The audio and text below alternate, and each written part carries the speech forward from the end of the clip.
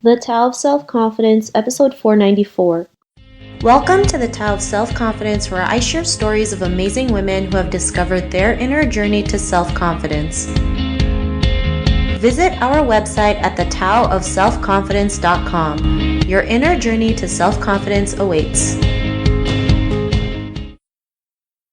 Well, hello friend. Welcome to the Tao of Self-Confidence, where I share stories of amazing women who have discovered their inner journey to self-confidence. I'm your host today, Sheena Yap-Chan, and today I have an amazing woman on the show today. She is a self-producing music artist, and I'm really excited to have her on today to share her story on self-confidence. So without further ado, I'm going to introduce you to Marie Hsiao. Marie, how are you today? Maybe you can fill in a little bit more about yourself to our listeners. Sure. Well, first of all, thank you so much for having me on here. So yeah, I'm Marie.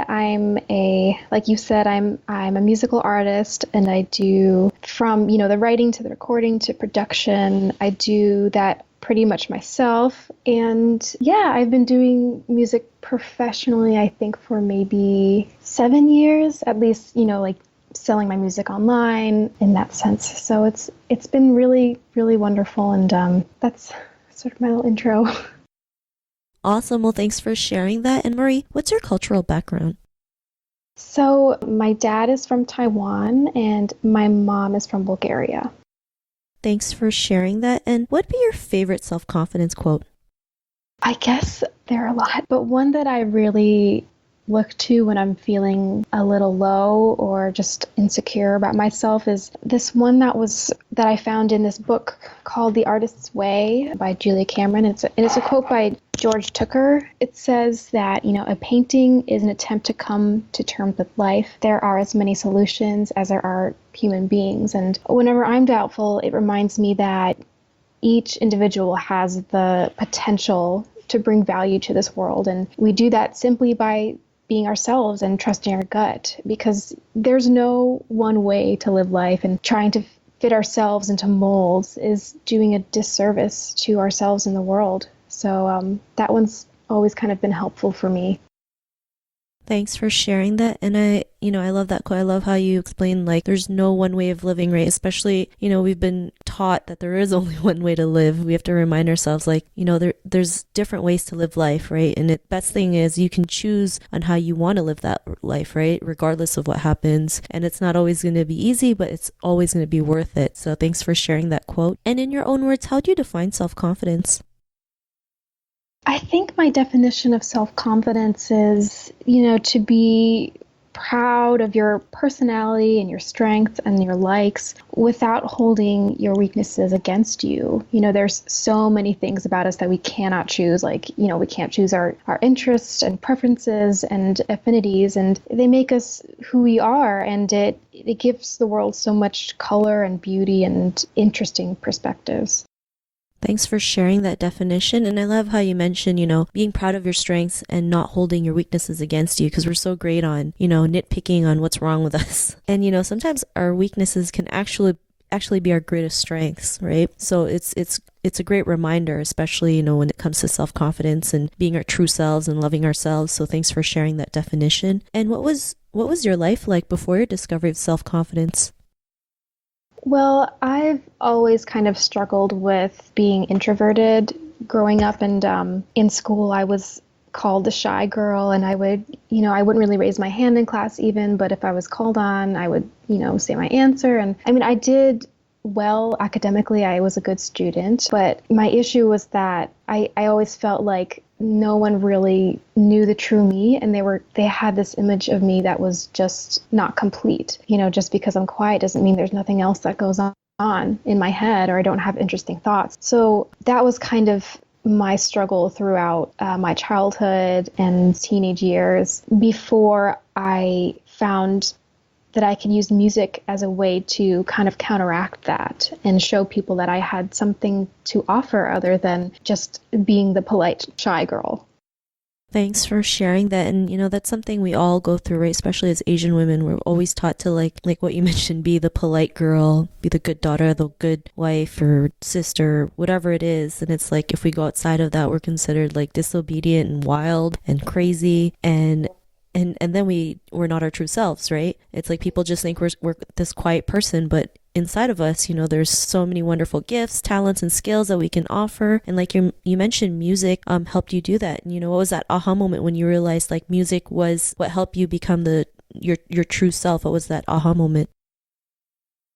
That was when I had entered into my middle school talent show. I finally felt like, I've been playing piano since I was a kid, and up until then, I had recently figured out I have this voice I can use and I can sing and play. And I just finally felt like in my gut, I can't turn away from this. I have to show people this is something else that I have to offer. And, it still surprises me that something compelled me to write my name on that audition sheet. Because, like I said, up until then, I was, the shy one in the corner. But I did it, and I sung, and I actually won the talent show. And that was kind of the aha moment for me, because all of my fears in that moment when I won just disappeared, and I felt truly confident and just so proud of myself. And I really, really valued the way that I had come to that.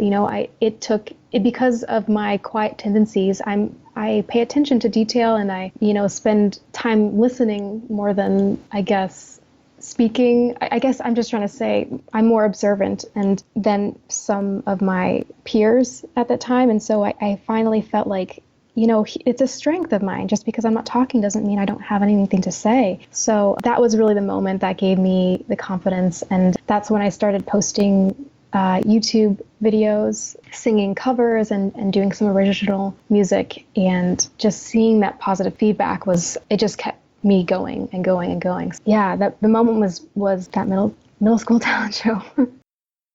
Awesome. Well, thanks for sharing that. And that's an amazing story you shared, right? Just having the guts to even sign your name. I know it was probably like the scariest moment of your life at that time. And then after you won, you're like, it wasn't as bad as you think, right? But it happens to all of us.